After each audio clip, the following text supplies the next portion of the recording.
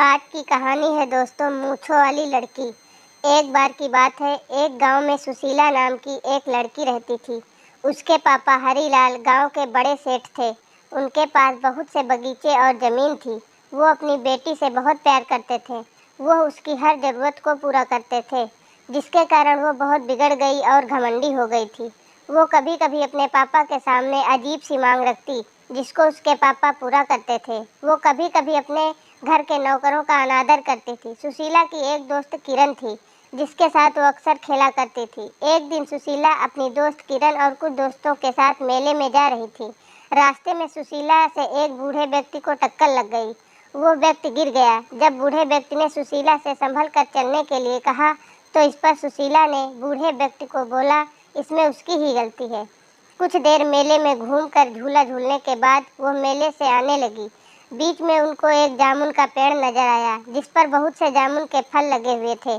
सुशीला और उसके दोस्त उस पेड़ के पास जाकर पत्थर से उस पेड़ के जामुन तोड़ने लगे। कुछ देर में उन सबने इतने फल तोड़ लिए जिससे उनका पेट भर जाए। सुशीला के सभी दोस्त टूटे हुए जामुन को उठाकर खाने लगे और जामुन तोड़ना बंद कर दिया, लेकिन सुशीला अभी भी जामुन तोड़ रही थी। जब किरण ने सुशीला से कहा कि हमने इतने जामुन तोड़ लिए हैं कि हम सबका पेट इससे भर जा सके, तो तुम और जामुन क्यों तोड़ रही हो? सुशीला बोली, मैं इस पेड़ के सभी जामुन तोड़ दूंगी। किरण और उसके दोस्त जामुन खाने में व्यस्त हो गए, लेकिन सुशीला जामुन तोड़ती रही। कुछ देर के अंदर बहुत सारे जामुन तोड़ने के बाद वो बाकी जामुन भी तोड़ने लगी। तभी वो जामुन का पेड़ बोल उठा, सुशीला, तुम इतने फल क्यों तोड़ रही हो? जितने जामुन तुमने तोड़े हैं वो तुम्हारे लिए पर्याप्त है। पेड़ को बोलता देखकर सुशीला के दोस्त डर गए, लेकिन सुशीला बोली, मैं आज तुम्हारे सारे जामुन तोड़ूंगी।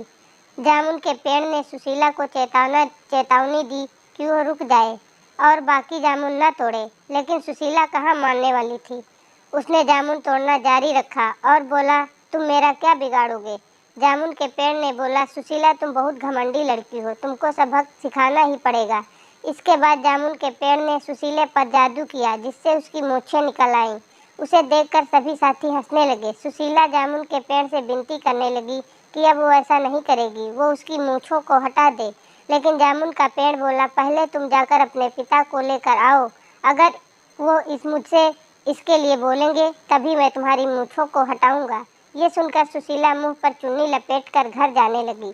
गांव में जाने पर बहुत तेज हवा आई और उसकी चुन्नी उड़ गई, जिससे सभी लोगों ने सुशीला की मूंछों को देख लिया और मूंछों वाली लड़की कहकर हंसने लगे।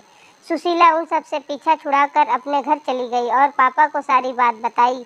उसके पिता हरीलाल अपनी बेटी को परेशान देखकर सुशीला के साथ उस जामुन के पेड़ के पास जाने के लिए चल पड़े। जामुन के पेड़ के पास जाकर हरीलाल ने उससे अपनी बेटी की मूंछों को हटाने को बोला। जामुन का पेड़ बोला, तुम अपनी बेटी की हर जरूरत को पूरा करते हो, जिससे वो घमंडी हो गई है और किसी की कोई बात नहीं मानती। यदि तुमने इसको सही शिक्षा दी होती तो ये इतनी नहीं बिगड़ती। हरीलाल ने अपनी गलती मानते हुए जामुन के पेड़ से अपनी बेटी की मूंछों को हटाने की विनती की और सुशीला ने भी आगे से कभी ऐसा न करने को बोला। हरीलाल ने विनती करने पर जामुन के पेड़ ने सुशीला की मूंछों को हटा दिया। इसके बाद सुशीला सुधर गई और सबसे सही से पेश आने लगी और घमंड करना भी बंद कर दिया।